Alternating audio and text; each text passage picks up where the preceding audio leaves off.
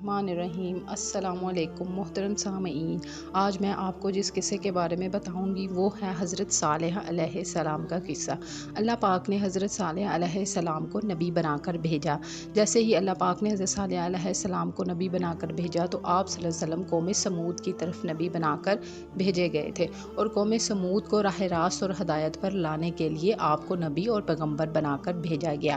جب آپ قوم سمود کی طرف نبی بنا کر بھیجے گئے تو وہ لوگ اور ان کا پیشہ جو ہے وہ بھیڑ بکریوں اور تجارت کا پیشہ تھا، اور ان لوگوں کے مکانات بھی عالی شان کے تھے۔ وہ بھیڑ بکریوں کی پرورش کرتے تھے اور عالی شان محل بناتے تھے، اور وہی ان کی تجارت اور ان کا سامان تھا، اور اللہ تعالیٰ نے ان کو بہت زیادہ قوت اور طاقت بھی عطا کی ہوئی تھی، جس کی وجہ سے ان لوگوں کو خود پہ بہت غرور اور ناز تھا۔ حضرت صالح علیہ السلام نے ان سے فرمایا کہ دیکھو میری قوم، کیا تم نے قوم عاد کا انجام نہیں دیکھا کہ اللہ تعالیٰ نے قوم عاد پر کس طرح جو ہے وہ اپنا عذاب نازل کیا اور ان کی حالت کس قدر ابتر ہو گئی۔ حضرت صالح علیہ السلام نے انہیں سمجھایا کہ یہ بت تمہیں آخر کیا کر دیتے ہیں، اپنے آگے بیٹھے مکھی تک نہیں اڑا سکتے، یہ تم لوگوں کو کیا عطا کریں گے؟ کیا تم لوگ یہ نہیں دیکھتے کہ اللہ کا رستہ ہے اور اللہ فرماتا ہے کہ میری پیروی کرو، میری عبادت کرو، لہٰذا میں تم لوگوں کو سب کچھ نوازوں گا۔ تو وہ لوگ بہت زیادہ غصے میں آ گئے،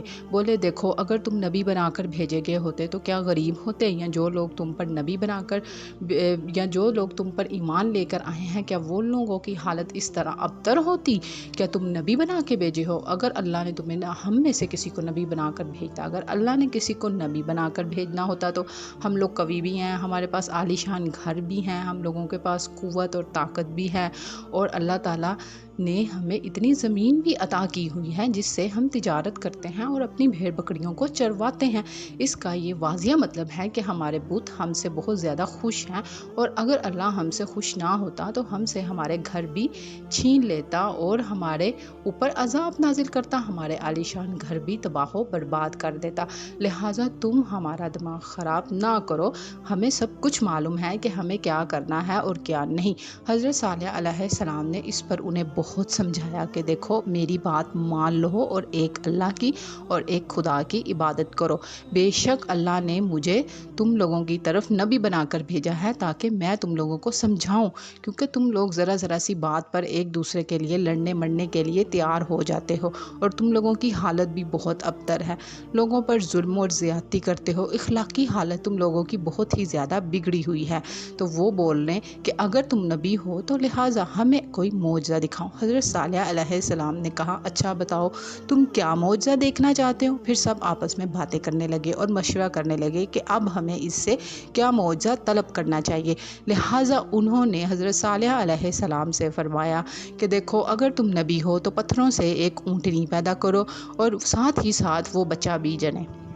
حضرت صالح علیہ السلام نے کہا ٹھیک ہے۔ حضرت صالح علیہ السلام نے اللہ پاک سے دعا کی کہ اے اللہ ایک اونٹنی پیدا کر۔ سو اللہ تعالیٰ نے جلد ہی حضرت صالح علیہ السلام کی دعا قبول فرمائی اور پتھروں سے ایک اونٹنی پیدا کی، اور اونٹنی کے چڑھنے کے لیے وہیں پہ گھاس پھوس بھی اگا دیا، اور ساتھ ہی ساتھ اونٹنی نے بچہ بھی دے دیا، اور سب جو تھے اس کے دودھ سے بھی استفادہ حاصل کرتے تھے، اور وہ اونٹنی بہت ہی خوبصورت اور پیاری اونٹنی تھی، جس کی وجہ سے حضرت صالح علیہ السلام نے ان کو کہا کہ دیکھو اب تم لوگوں کا کہا پورا ہو گیا ہے، میں نے اپنا معجزہ کر دکھایا ہے، لہٰذا اب تم بھی ایک اللہ پر ایمان لے آؤ اور بتوں کی پرستش کرنا چھوڑ دو، لہٰذا یہ تم لوگوں کو گناہوں میں مبتلا کرے گا۔ تو ان لوگوں نے حضرت صالح علیہ السلام کی بات نہیں مانی۔ ان لوگوں نے حضرت صالح علیہ السلام کو فرمایا کہ دیکھو ہم نہ تو تمہارے نبی پر اور تمہارے اللہ پر ایمان لائیں گے اور نہ ہی تمہاری عبادت کریں گے، لہٰذا ہم صرف اور صرف اپنے بتوں کی ہی پرستش کریں گے جو ہم نے اپنے باپ دادا کو کرتا ہوا پایا، سو ہم تم پر ایمان لانے والے نہیں۔ تو حضرت صالح علیہ السلام بہت زیادہ پریشان ہو گئے ان کی یہ بات سن کر۔ اس کے بعد وہ لوگ اونٹنی کو بہت زیادہ تنگ کرنے لگے، اونٹنی جہاں جاتی تھی اسے پتھر مارتے تھے، اس کو تنگ کرتے تھے، اس کو پانی بھی نہیں پینے دیتے تھے، جس کی وجہ سے وہ سارا دن کراہتی رہتی تھی۔ تو حضرت صالح علیہ السلام نے ان لوگوں کو کہا کہ تم لوگ اس طرح کیوں کر رہے ہو؟ اونٹنی جہاں جاتی ہے اس کو جانے دو، اس کو کنویں میں سے پانی بھی پینے دو، ایک دن کنویں سے پانی یہ پیے گی اور ایک دن تم لوگوں کے جانور پیئیں گے، لہٰذا یہ جہاں جاتی ہے اس کو جانے دو، اس کو تنگ مت کرو اور نہ ہی اس پر ظلم اور زیادتی کرو، جس کی وجہ سے یہ سارا دن کراہتی رہتی ہے۔ ظالموں کو اس اونٹنی پر بھی ترس نہ آیا اور نہ ہی انہوں نے حضرت صالح علیہ السلام کی بات مانی، آخر کار انہوں نے اونٹنی کو قتل کر دیا، جس پر حضرت صالح علیہ السلام کو جب یہ معلوم ہوا کہ انہوں نے اللہ کی بھیجی ہوئی اونٹنی کو قتل کر دیا ہے تو وہ بہت زیادہ رونا شروع ہو گئے اور انہوں نے اللہ سے دعا کی کہ اے رب تو ان کو برباد کر دے، تو اللہ تعالیٰ نے ان کی دعا قبول کی۔ آسمان پر ایک سیاہ بادل چھایا اور ایک سیاہ بادل رونما ہوا، جس کی وجہ سے دیکھتے ہی دیکھتے آسمان پر بجلی کڑکنے لگی، جیسے ہی آسمان پر بجلی کڑکنے لگی تو ان پر عذاب آیا، ایسا عذاب نازل ہوا کہ ان کے سارے کھیت کھلیان، مویشی،